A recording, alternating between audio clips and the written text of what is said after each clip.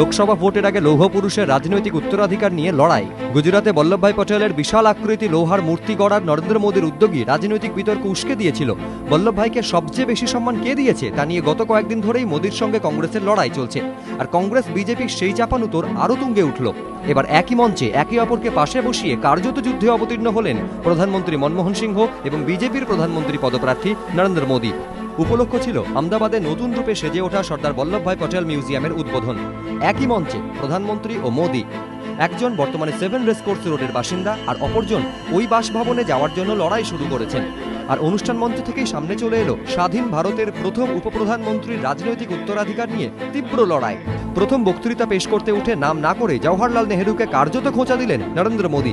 বললেন, সর্দার পটেল ভারতের প্রথম প্রধানমন্ত্রী হলে দেশের চেহারা এবং ভাগ্য দুই অন্যরকম হতো। इस देश को हम समय हमेशा एक गिला शिकवा रहेगा, एक दर्द रहेगा, हर हिंदुस्तानी के दिल में एक दर्द रहेगा। काश सरदार साहब हमारे पहले प्रधानमंत्री होते तो आज देश की तकदीर भी अलग होती। আর মোদী যখন শুরুটা করলেন তখন পিছিয়ে থাকলেন না মনমোহন সিংহ।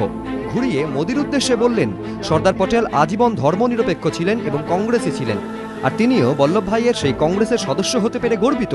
सरदार पटेल जी का नजरिया पूरी तरह से सेकुलर था।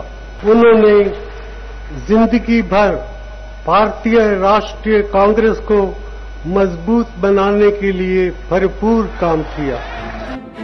नेहरूर संगे बल्लभभाई पटेलेर सम्पर्केर कथाओ तुले धरलेन प्रधानमंत्री। पंडित जवाहरलाल नेहरू के नेतृत्व में आजादी के बाद जो सरकार बनी उसमें सरदार पटेल उप प्रधानमंत्री रहे।